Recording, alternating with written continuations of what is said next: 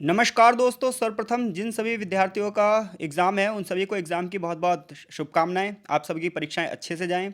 आज की क्लास में सब्जेक्ट कोड बीएचआईसी 106 के क्वेश्चन पेपर को हम देखेंगे। क्वेश्चन पेपर होगा दिसंबर 2022 का।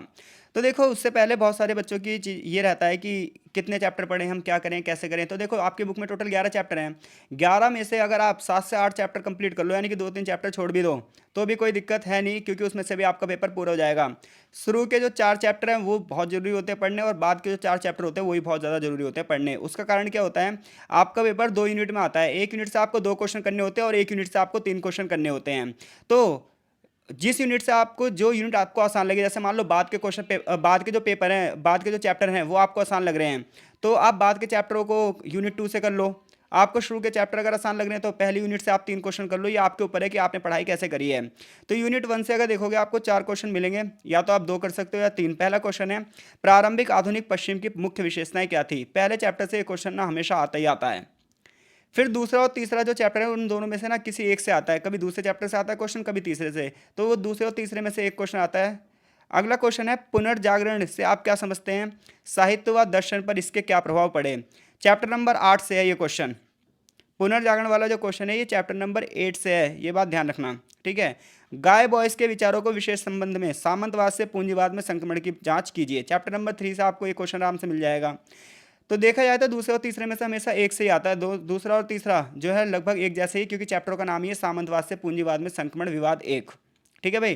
तो पहला क्वेश्चन कहाँ से था, पहले चैप्टर से थे। लेकिन दूसरा क्वेश्चन कहाँ से था, 8वें चैप्टर से। तीसरा क्वेश्चन कहाँ से था, तीसरे चैप्टर से, और दूसरे और तीसरे का नाम एक ही है। फिर आपको दो में से किस 4 ऑप्शन होंगे, 2 पे टिप्पणी करनी होगी।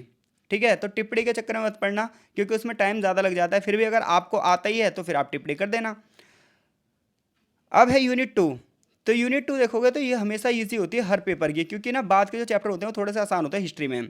क्योंकि शुरुआत के जो चैप्टर होते हैं वो टफ इसलिए होते हैं क्योंकि सारी चीज़ें वो डिफाइन करने की कोशिश करता है।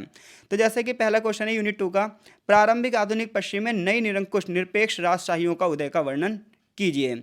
यानी कि जो पश्चिमीकरण था, पश्चिमी जो देश थे, यहाँ पर जो नई राजशाही हो रही है, इसका इसका उदय का कारण क्या है, और इसमें कौन कौन लोग शासन में भागीदारी कर रहे हैं। चैप्टर नंबर 11 में आपको मिल जाएगा ये क्वेश्चन। चैप्टर नंबर 11 का नाम भी है यूरोपीय राज्य प्रणाली। क्या 15वीं सदी का यूरोपीय अर्थव्यवस्था जो थी वो मध्य युग की परिसीमा से बाहर थी। विश्लेषण कीजिए। जो 15वीं सदी की यूरोपीय अर्थव्यवस्था थी, क्या ये मध्य युग की सीमा से बाहर थी, इसका विश्लेषण करो। चैप्टर नंबर 5 से आपको एक क्वेश्चन का आंसर मिलेगा। अगला क्वेश्चन है, मुद्रण संस्कृति, मुद्रण या छपाई संस्कृति के प्रारंभिक आधुनिक यूरोप के उदय के परिणामों की व्याख्या कीजिए। यानी कि मुद्रण संस्कृति ने किस प्रकार से प्रारंभिक यूरोप को प्रभावित किया और किस प्रकार से उसने वहां पर नए विचारों को लेकर आए। चैप्टर नंबर 10, चैप्टर नंबर 10 से है क्वेश्चन। ठीक है, क्योंकि चैप्टर नंबर 10 का नाम ही क्या है, मुद्रण आधारित सार्वजनिक क्षेत्र का उद्भव।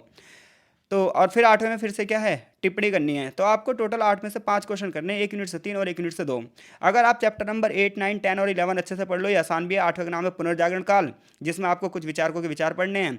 फिर धर्म सुधार में आपको ये देखना है कि किस प्रकार से यूरोप में जो था धार्मिक कट्टरतावाद थी, जिसकी वजह से वहाँ पर जो चर्च था उसका आधिपत्य था, फिर लोगों ने विरोध किया। फिर मुद्रण सार्वजनिक क्षेत्र आप देखोगे, और यूरोपीय राज्य प्रणाली। इन 4 में से आपके 2 क्वेश्चन फंसने ही फंसने हैं। शुरुआत में आप पहला चैप्टर कर लो, दूसरे और तीसरे में से किसी एक को ही पढ़ लोगे तब भी काम बन जाएगा। और आर्थिक प्रवृत्तियों वाला यानी कि जो 5वां चैप्टर है वो भी बहुत अच्छा चैप्टर है, जिसमें से क्वेश्चन बनते ही बनते हैं। तो इतने चैप्टर कर लो, आपके आराम से हो जाएगा। पूरी पूरी बुक पढ़ने की जरूरत नहीं है, ज़्यादा दबाव लेने की जरूरत नहीं है। इंग्लिश मीडियम वाले जो स्टूडेंट हैं वो अपना क्वेश्चन यहाँ पर देख सकते हैं। ठीक है भाई, वो यहाँ से स्क्रीनशॉट लेके अपने क्वेश्चंस देख सकते हैं। टेलीग्राम ग्रुप में आप हो तो मैं वहाँ पर PDF भेज दूंगा। तो मिलता है आपसे नेक्स्ट सब्जेक्ट कोड के साथ, तब तक के लिए आपका बहुत बहुत धन्यवाद।